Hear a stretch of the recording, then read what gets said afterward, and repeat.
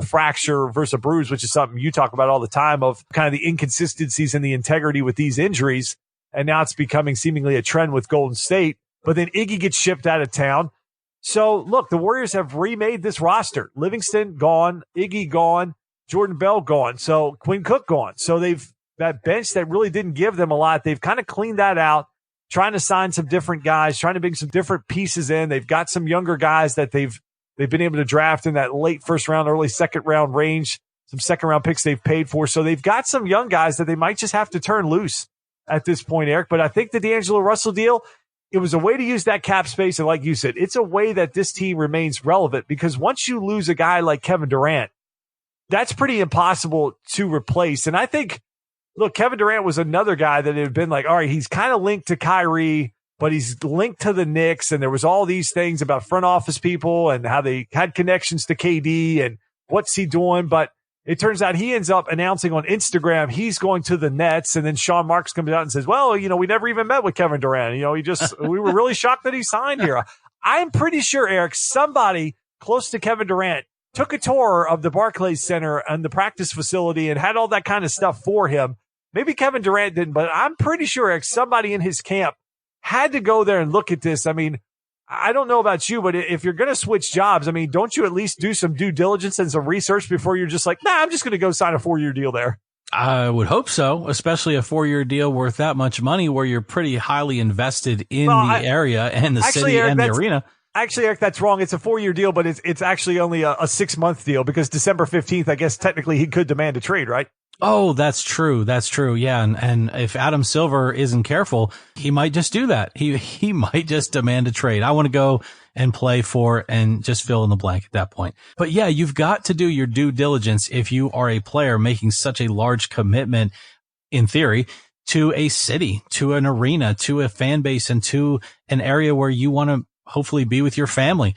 So it is crazy. Some of the stuff and I think that's one of the themes, Justin, of this NBA free agency, is that you had a lot of weird news. Either it was no news and then things happen, like a Paul George type of thing, or there's tons of news and it's all wrong, like some of the stuff that was going on with LA and other guys moving around, and then it turns out none of it's true.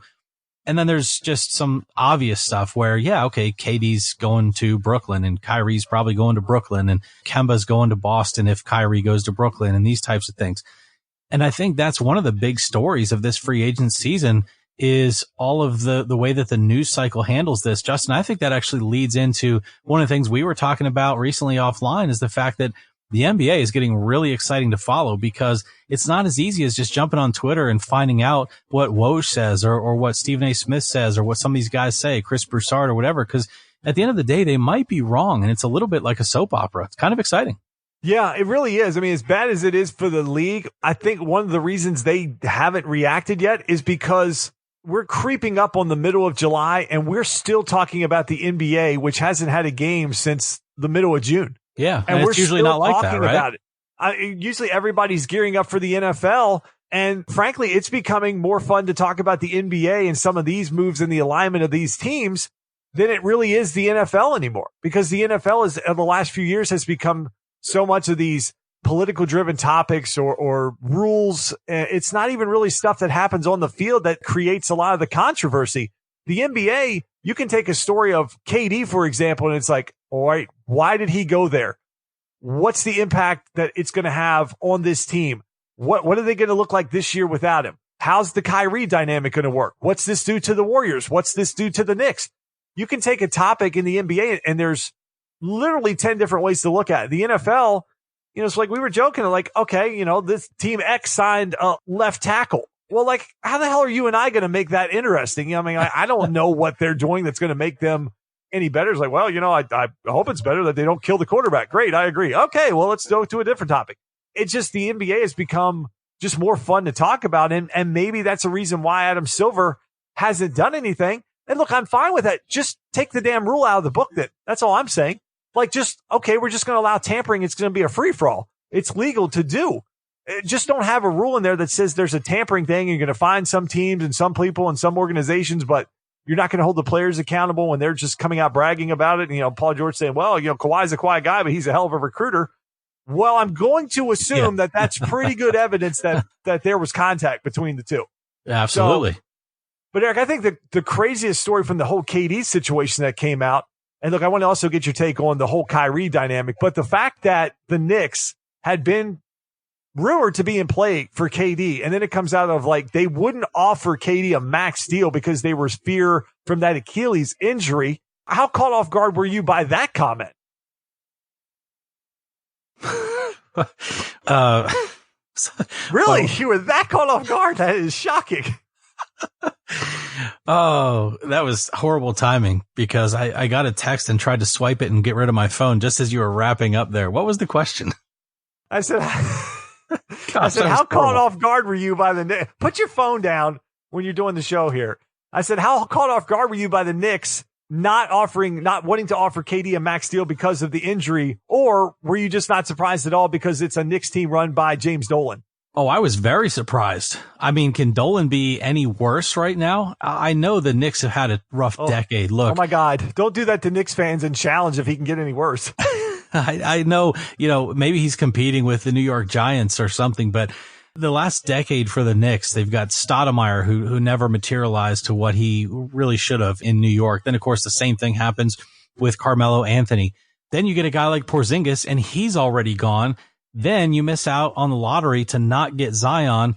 And then you decide, well, we're not going to pay a max deal to one of the best superstars in the NBA just because he might not come back at full strength.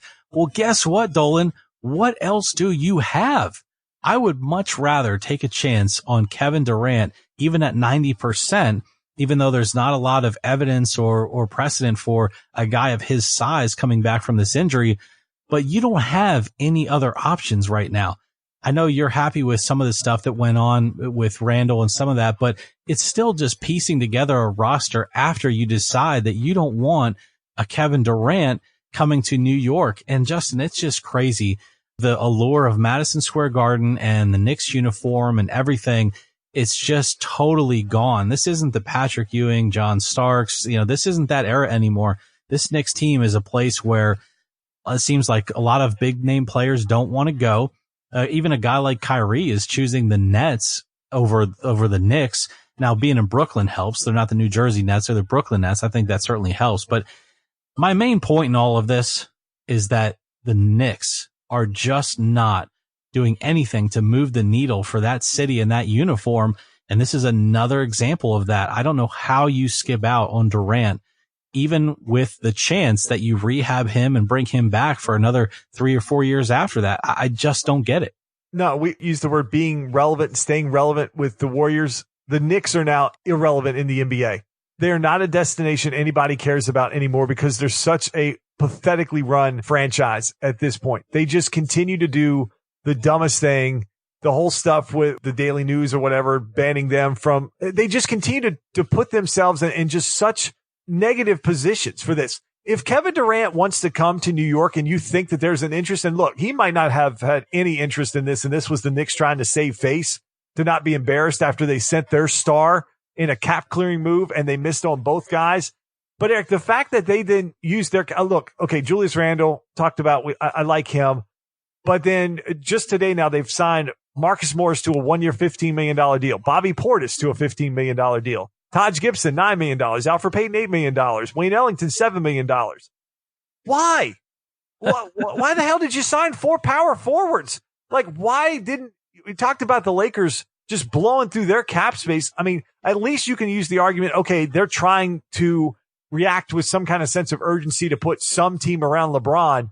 But if you're the Knicks, why are you in such a hurry to go sign a bunch of guys that are role players?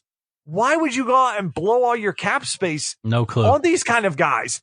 I mean, you would have been better off to be able to get a guy like a Chris Paul and get some picks or something to take that contract off the Thunder's hand. Maybe they give you 2 firsts and you get that contract. Or maybe you can make a play for Westbrook or something. But at least those guys bring some kind of relevancy to your team. Now you've blown all that and you're going to be irrelevant. It's going to be RJ Barrett playing with a bunch of bench players for everybody else. Like, how are you going to play Julius Randle, Marcus Morris, and Bobby Portis on the floor at the same time? And Taj Gibson. I just don't understand what this team did. It's just like, well, David Fizdale, sorry. I mean, you've just got to figure out a way to make it work with 7 power forwards on your roster. It's such a poorly run franchise. They haven't made a right move in years on this team. And Eric, until they figure that out, either Dolan sells this team or they can bring in someone who's actually a basketball mind that can revamp this franchise, bring some kind of energy to it. The thing that we've seen is you have to have at least one star on your team in order to attract another one. Right now, the Knicks don't have anybody that they can. So even a little bit like what we talk about with like the Pistons, for example. All right, they had to go out and overpay and take a bad Blake Griffin contract, but at least they have one star where if they can make a trade or something and get another one, maybe that guy's not completely miserable and it's a situation that you can possibly make worse. When you have nothing, why do you think any free agent's going to want to come there? You have a bunch of old guys on your team or guys that don't really fit in anywhere else. So to me, Eric, just the way the Knicks are run, it's just pathetic at this point. I was waiting for them to see if they could pick up Eli Manning and bring him to the Knicks. I mean, he's right there in the city, so why not just? Well, if he was like 6'8" and a power forward, I mean, they're more in line to sign Brock Osweiler because he's like the size of like a power forward. So they might actually try to sign him.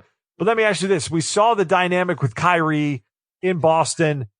It went all to hell in a handbasket. Do you see it being any different in Brooklyn? Yeah, I do actually. And I'll tell you why. A couple of reasons. One, this year doesn't matter because you agree the earth is flat.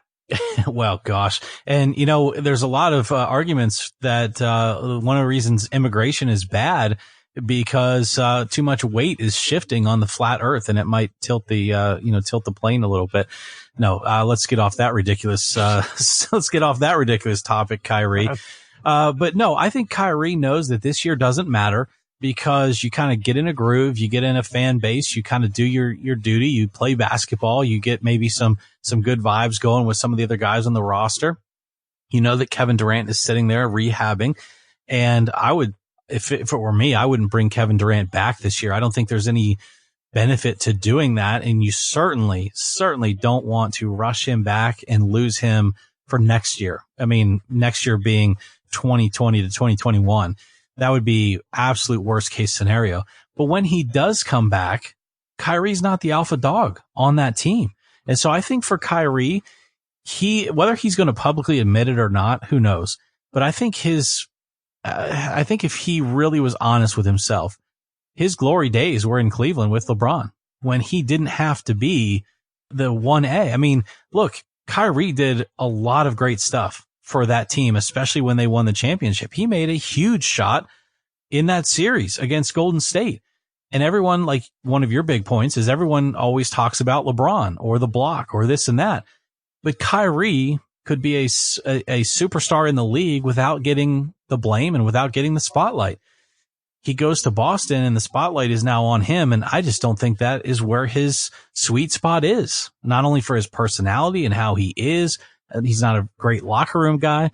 I think this could really be a second chance for him to basically go to a team that doesn't look at him as the big star on the team, because even this year, no one's expecting them to go to the NBA Finals. They know Kevin Durant's sitting there. He's on the roster. You've got him signed. You've got him locked up. There's no hurry. There's no panic. So Kyrie can just go ball. And then you look at what the future might bring, and all eyes are going to be on Kevin Durant. Kyrie can still go out there and score 25, have 6 assists, 8 rebounds, and do some amazing stuff. He's one of the best ball handlers outside of Steph Curry in the league, and he's a great basketball player, but he doesn't have to be the showcase guy. So, yeah, I think for him, it's a great scenario.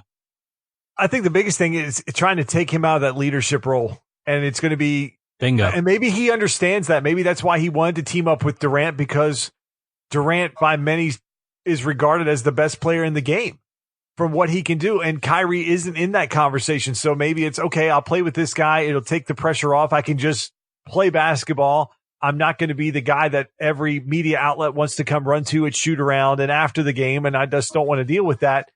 And he's still going to be relevant, but he's not going to be the guy. And I just think he wanted to be the guy, have his own team, but he quickly realized, like, oh, maybe I'm just not cut out for this whole leadership thing.